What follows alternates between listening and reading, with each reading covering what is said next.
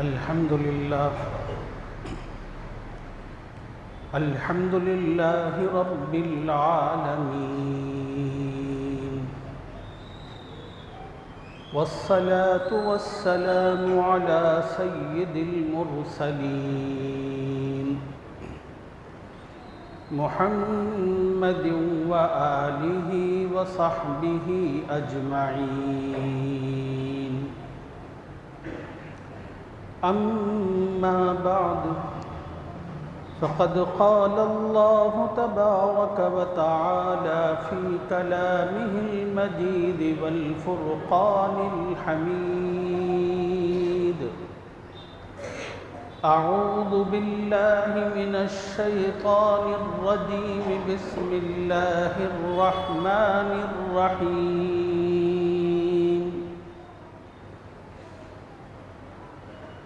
قل إن كنتم تحبون الله فاتبعوني يحببكم الله ويغفر لكم ذنوبكم، والله غفور رحيم.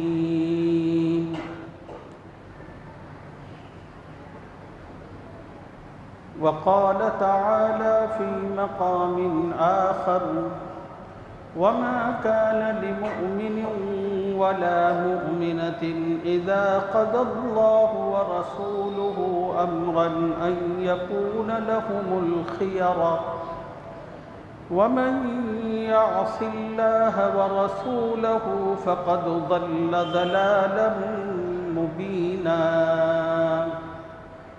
صدق اللہ العظیم. قابل احترام بزرگوں، نوجوان ساتھیوں، گزشتہ 4 جمعہ سے ہم آپ احباب کی خدمت میں پیارے رسول صلی اللہ علیہ وسلم کی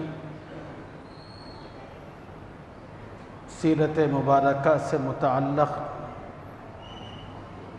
کچھ گوشے آپ احباب کی خدمت میں عرض کر رہے تھے.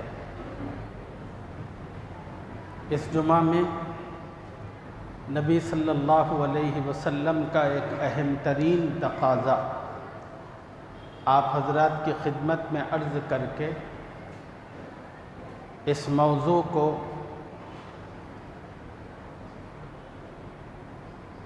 کم علمی کے اعتراف کے ساتھ موقوف کرتے ہیں.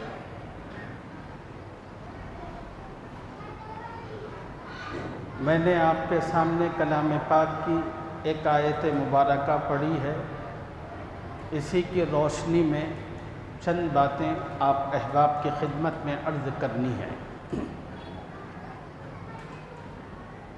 اس آیت میں اللہ نے حضور اکرم صلی اللہ علیہ وسلم کو مخاطب فرما کر ارشاد فرمایا: قل، اے محمد صلی اللہ علیہ وسلم آپ اپنی ساری امت سے کہہ دیں، میرے تمام بندوں سے کہہ دیں، ان کنتم تحبون اللہ، اگر تم اللہ سے محبت رکھتے ہو، فاتبعونی، تو تم میری اتباع کرو. آپ سب لوگوں سے کہہ دیں اگر وہ اللہ سے محبت رکھتے ہوں تو فاتبعونی، تو میری اتباع کریں. جب انسان اللہ سے محبت کے دعوے میں نبی صلی اللہ علیہ وسلم کی اتباع اور پیروی کرے گا تو یحببکم اللہ، تو اللہ اس سے محبت کریں گے. ویغفر لکم ذنوبکم، اور اللہ اس کے تمام گناہوں کو معاف کریں گے. واللہ غفور الرحیم، اور اللہ تعالیٰ بڑا بخشنے والا مہربان ہے. یہ آیت مبارکہ کا ترجمہ تھا جو میں نے آپ کے سامنے رکھا. اس آیت میں اللہ تعالیٰ دنیا کے تمام انسانوں کو، بالخصوص مسلمانوں کو، نبی صلی اللہ علیہ وسلم کی امت کو مخاطب فرما کر کہہ رہے ہیں کہ اے نبی آپ کہیے کہ دنیا میں کوئی مسلمان اس بات کا دعویٰ کرتا ہے کہ مجھے اللہ کے رسول سے محبت ہے، میں اللہ کو چاہتا ہوں، اللہ کو پسند کرتا ہوں، اللہ کو اپنی زندگی میں سب سے زیادہ عزیز رکھتا ہوں، اگر کوئی مسلمان اس بات کا دعویٰ کرے تو اے نبی آپ اس دعویٰ کرنے والے مسلمان سے کہہ دیجئے کہ فاتبعونی، وہ میری پیروی کرے، اتباع کرے۔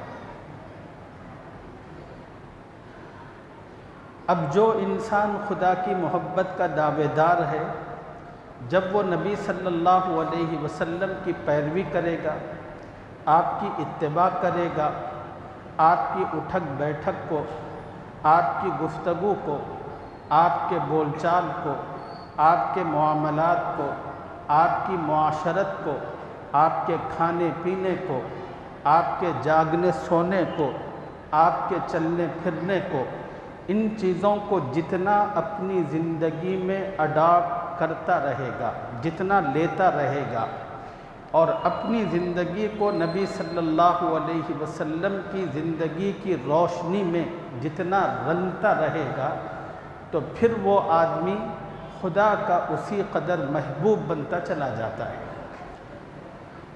جب کوئی آدمی نبی علیہ السلام کی سنتوں پر، اداؤں پر، طریقوں پر اپنے آپ کو لاتا ہے تو اللہ تعالیٰ کے دو اعلان ہیں اس سے متعلق۔ پہلا اعلان یہ ہے کہ یغفر لکم ذنوبکم، اللہ تعالیٰ اس کے گناہوں کو معاف کریں گے۔ جب انسان اپنی منچاہی زندگی چھوڑ کر نبی کی بتائی ہوئی زندگی کو اپناتا ہے، اپنے طریقے پر چلنے کے بجائے نبی صلی اللہ علیہ وسلم کے بتائے ہوئے طریقے پر چلتا ہے، تو ذہن میں ایک سوال آتا ہے کہ اس پر کیا ملے گا؟ تو اللہ نے کہا کہ خدا کی طرف سے پہلا انعام یہ ملے گا کہ اللہ اس کے تمام گناہوں کو معاف کرے گا۔ جب انسان کے گناہ معاف ہوتے ہیں تو پھر انسان پاکیزہ بنتا ہے۔ جیسے جسم پر کپڑا ہو اور اس پر میل و کچیل ہوں تو پھر ہم کرتے کیا ہیں؟ اس کو دھوتے ہیں، دھونے کے بعد کپڑا پاک و صاف ہوتا ہے۔ بالکل انسان کے اپنے اندرون اور اس کے جسم کا معاملہ ہے۔ انسان جب کوئی گناہ کرتا ہے، غلطی کرتا ہے، تو وہ ایک گندگی جو ہوتی ہے وہ انسان کے دل سے، اس کے اندرون سے اور اس کے سے لمٹ اور چمٹ جاتی ہے۔ جب انسان نبی کی سنت، اداؤں اور طریقوں کو اپناتا اور اختیار کرتا ہے تو اللہ تعالیٰ اس زندگی کی برکت سے اس کی پاکیزگی اور صفائی کرتے ہیں اور اس سے گناہوں کی جو نجاست ہے اس کو دور کرتے ہیں، اور جب وہ دور ہوتی ہے تو پھر انسان پاک اور صاف ہوتا ہے۔ جب انسان پاک صاف ہوتا ہے تو پھر وہ اللہ کے قریب ہو جاتا ہے۔ دوسرا انعام اللہ تعالیٰ کا یہ ہوتا ہے نبی کی سنت پر، زندگی پر عمل کرنے سے، یحببکم اللہ، اللہ تعالیٰ اس سے محبت کرنے لگتے ہیں، اللہ تعالیٰ اس کو چاہنے لگتے ہیں، اللہ خود اس کو پسند کرنے لگتے ہیں۔ جس بندے کو خدا چاہتے ہیں، جس بندے سے خدا محبت کرتے ہیں اور جس بندے کو خدا پسند کرتے ہیں، دنیا میں اس بندے کا کوئی کچھ بگاڑ نہیں سکتا۔ وہ دنیا میں بھی عزت و عافیت میں ہوتا ہے اور آخرت میں بھی عزت اور سربلندی میں رہتا ہے۔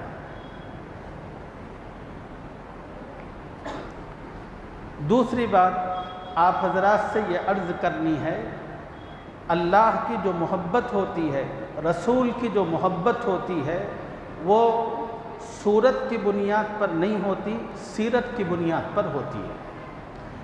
ایک حدیث میں رسول اللہ صلی اللہ علیہ وسلم نے ارشاد فرمایا، ان اللہ لا ينظر الى صورکم واموالکم ولیکن ينظر الى قلوبکم واعمالکم۔ لوگوں، اللہ نہ تمہاری صورت دیکھتے ہیں نہ تمہاری حیثیت دیکھتے ہیں، کون آدمی کس پرسنالٹی کا مالک ہے، اس کی کتنی وجاہت ہے، کتنی خوبصورتی ہے، یہ اللہ کو اس سے کوئی مطلب نہیں ہے۔ پھر اللہ اور اس کے رسول کو مطلب کس سے ہے؟ تو اسی کو نبی صلی اللہ علیہ وسلم نے فرمایا، اللہ اور اس کے رسول کو مطلب انسان کے دل سے ہے۔ اللہ اور اس کے رسول کو مطلب انسان کے دل میں پنپنے والے جذبات و احساسات سے ہے۔ انسان کی نیت کیا ہے، انسان کا کردار کیا ہے۔ تو اللہ اور اس کے رسول نے کہا کہ جس کی نیت اور جس کا کردار جس قدر خوبصورت ہوگا، وہ خدا اور اس کے رسول کے اتنے ہی قریب ہوگا۔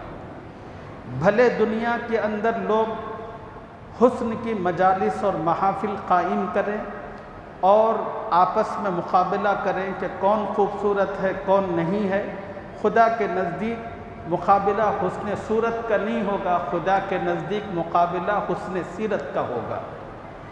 اللہ نے کہا کہ جس کی سیرت عمدہ ہوگی وہ اللہ کے نزدیک سب سے پہلے ہوگا، سب سے سامنے ہوگا۔ بس ایک دو نمونے احادیث مبارکہ سے آپ حضرات کی خدمت میں رکھ دوں تاکہ بات اچھی طرح سمجھ میں آئے۔ نبی صلی اللہ علیہ وسلم کے صحابہ میں ایک صحابی تھے، حضرت سعد بن اسود رضی اللہ تعالیٰ عنہ۔ حضرت اسود رضی اللہ تعالیٰ عنہ بڑے کالے تھے، انتہائی شدید کالے تھے، اور ان کے چہرے کے جو نین اور نقش تھے وہ اتنے بھلے نہ تھے۔ اس کا نتیجہ یہ ہوا کہ جب وہ شادی کی عمر میں پہنچے، ان کا دل تقاضا کرنے لگا کہ میں شادی کروں، تو انہوں نے مدینے میں کوئی گھر نہیں بچا ہوگا جس پر دستک نہ دی ہو۔ ان کو جس گھر کے بارے میں بھی پتہ چلتا کہ اس گھر میں شادی کے لائق کوئی لڑکی ہے تو وہ خود پہنچتے تھے اور کہتے تھے کہ میں شادی کا خواہش مند ہوں، آپ کی بیٹی سے نکاح کرنا چاہتا ہوں۔ ہر گھر حضرت اسود رضی اللہ تعالی عنہ کو ان کے کالے پن کی وجہ سے اور ان کے نین و نقش درست نہ ہونے کی وجہ سے ریجیکٹ کرتا تھا۔ ہر ماں باپ کہتے تھے کہ ہم تمہیں اپنی بیٹی نہیں دیں گے۔ وہ صحابی بڑے دل برداشتہ ہوئے۔ ایک مرتبہ نبی صلی اللہ علیہ وسلم کی بارگاہ میں آئے۔ نبی صلی اللہ علیہ وسلم مسجد نبوی میں تشریف فرما تھے۔ حضرت اسود رضی اللہ عنہ نے ٹوٹے دل سے کہا، یا رسول اللہ، کیا آخرت میں بھی اللہ تعالیٰ کالے پن اور بدصورتی کی وجہ سے ریجیکٹ کر دیں گے؟ نبی صلی اللہ علیہ وسلم نے فرمایا کہ نہیں، اللہ تعالیٰ کالے پن کی وجہ سے ریجیکٹ نہیں کرتے۔ اللہ یہ دیکھتے ہیں کہ جس بندے کی زندگی میں ایمان ہے، تقوی ہے اور نیک عادات و اطوار ہے، بس وہ بندہ اللہ کے نزدیک قیمتی ہے۔ خدا کو اس سے مطلب نہیں ہے کہ اس کا رنگ گورا ہے کہ کالا ہے۔ خدا کو اس سے بھی مطلب نہیں ہے کہ وہ خوبصورتی کے کس معیار پر ہے یا نین و نقش کے اعتبار سے کس قدر دور ہے۔ خدا کو اس سے کوئی مطلب نہیں۔ نبی صلی اللہ علیہ وسلم سے پھر انہوں نے کہا کہ یا رسول اللہ، مدینے کا کوئی گھر ایسا نہیں ہے کہ جس گھر کے اندر میں نے اپنے رشتے کا پیغام نہ دیا۔ وہ تمام کے تمام لوگ جو آپ کی مجلس میں آ کر آپ کے پاس بیٹھتے ہیں اور وہ لوگ جو آپ کی مجلس میں آ نہیں پاتے، ہر گھر پر میں پہنچا ہوں اور ہر ایک کو میں نے اپنے رشتے کا پیغام دیا، لیکن سب لوگوں نے میری اپنے کالے پن کی وجہ سے اور نین و نقش صحیح نہ ہونے کی وجہ سے سب نے ریجیکٹ کر دیا۔ رسول اللہ صلی اللہ علیہ وسلم نے حضرت اسود رضی اللہ عنہ سے کہا، آؤ قریب، اور پھر ان سے کہا، مدینے میں ایک صحابی رہتے تھے جن کا نام تھا عمرو بن وہب ثقفی رضی اللہ عنہ۔ یہ ایمان والا گھرانہ تھا اور ان کی بیٹی رشتے کے لیے اس گھر میں تیار تھی، اور وہ لڑکی مدینے کی چند گنی چنی خوبصورت بچیوں میں سے ایک بچی تھی۔ رسول اللہ صلی اللہ علیہ وسلم نے حضرت اسود کو بلا کر کہا کہ تم عمرو بن وہب ثقفی کے گھر جانا اور جا کر ان سے کہنا خدا اور اس کے رسول نے تمہاری لڑکی کا رشتہ میرے ساتھ کر دیا ہے، اور اللہ کے رسول نے یہ پیغام تم تک پہنچانے کے لیے مجھے کہا ہے، یہ جا کر کہنا۔ تو اب حضرت اسود جو بڑے دنوں سے شادی کے فراق میں تھے اور رشتے کی تلاش اور جستجو میں تھے، ان کے وہم و گمان میں بھی نہیں تھا کہ اس طرح کا کوئی ہیرا اور تارا ان کے مقدر کی زینت بن سکتا ہے۔ وہ تو بڑے خوش ہوئے اور اٹھ کر چلے گئے، اور عمرو بن وہب ثقفی رضی اللہ تعالیٰ عنہ کے دروازے پر پہنچ کر دستک دی۔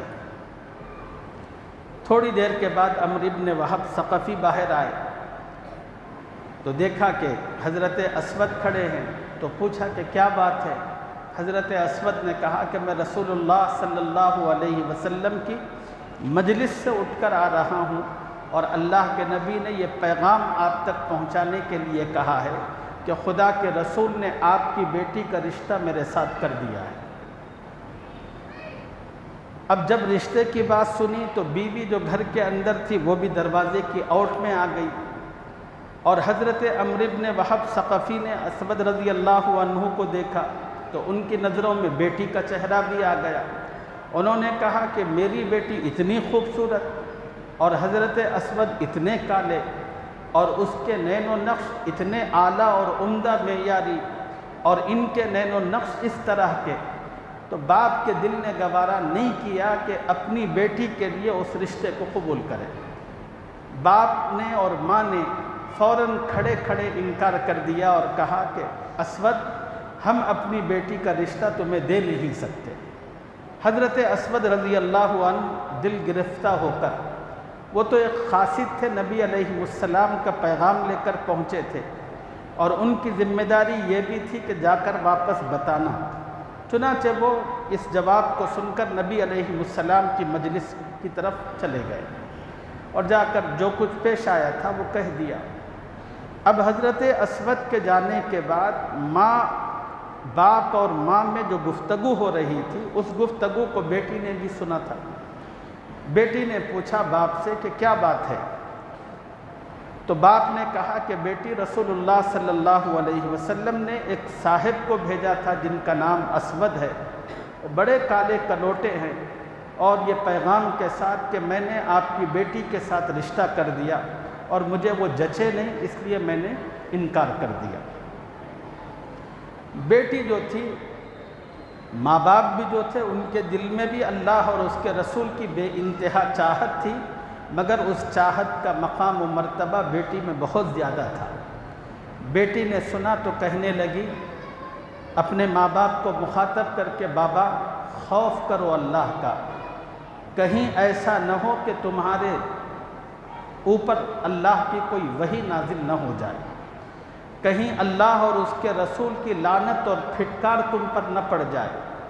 کیا آپ نے قرآن میں نہیں پڑھا اللہ کا حکم جس میں خدا نے کہا وَمَا كَانَ لِمُؤْمِنٍ وَلَا مُؤْمِنَةٍ إِذَا قَضَى اللَّهُ وَرَسُولُهُ أَمْرًا أَن يَكُونَ لَهُمُ الْخِيَرَةُ مِنْ أَنفُسِهِمْ، کہ جس میں خدا نے کہا کہ جب اللہ اور اس کا رسول کسی مومن مرد یا کسی مومن عورت سے متعلق کوئی فیصلہ کر دے گا تو پھر کسی مومن مرد اور عورت کو اختیار باقی نہیں رہتا کہ وہ اس میں کچھ کہے۔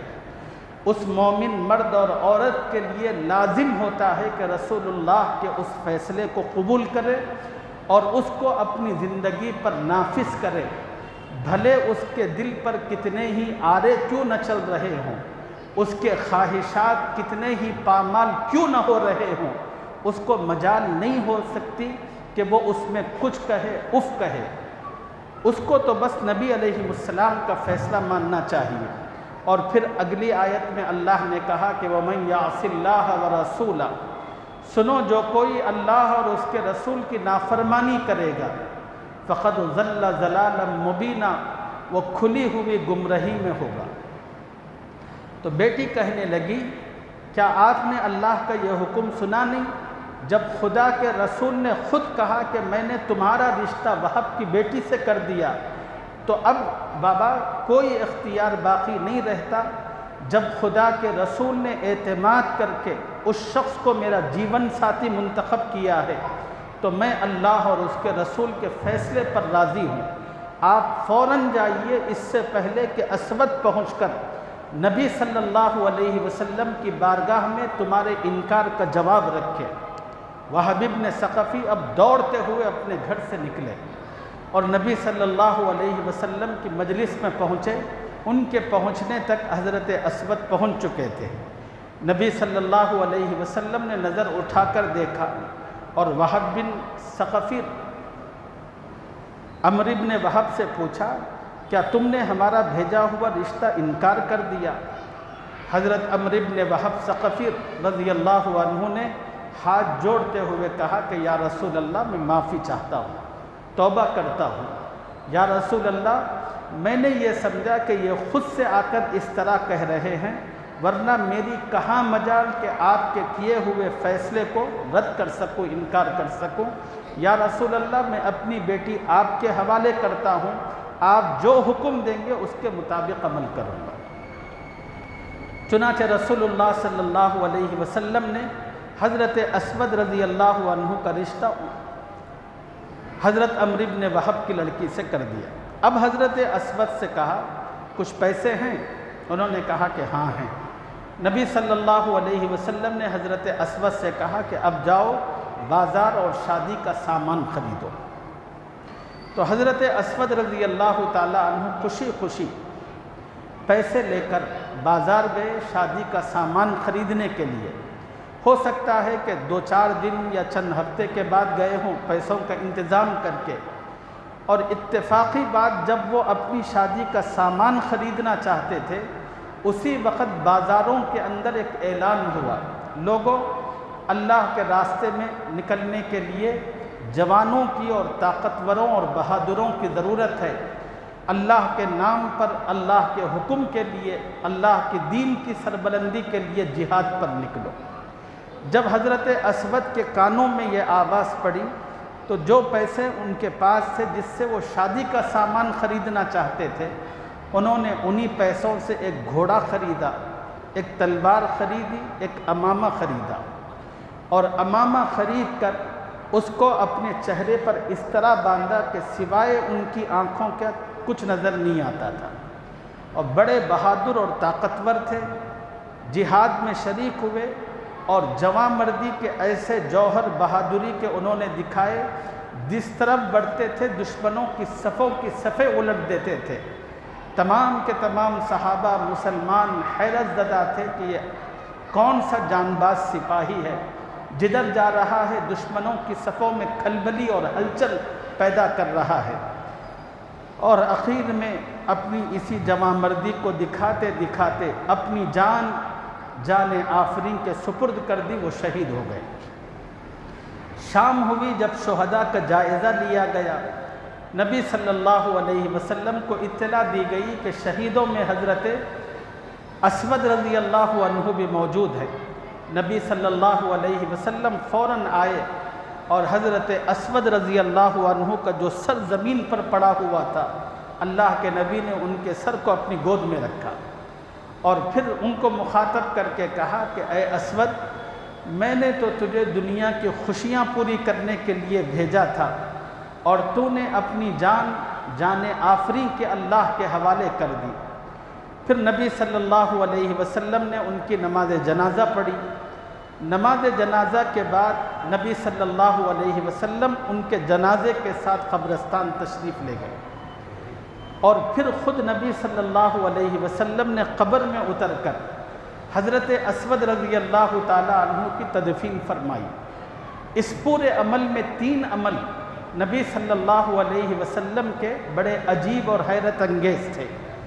جب حضرت اسود کا جنازہ قبرستان کی طرف جا رہا تھا تو نبی صلی اللہ علیہ وسلم اپنی انگلیوں کے بل چل رہے تھے، پوری ایڑیاں اٹھا کر انگلیوں پر چل رہے تھے۔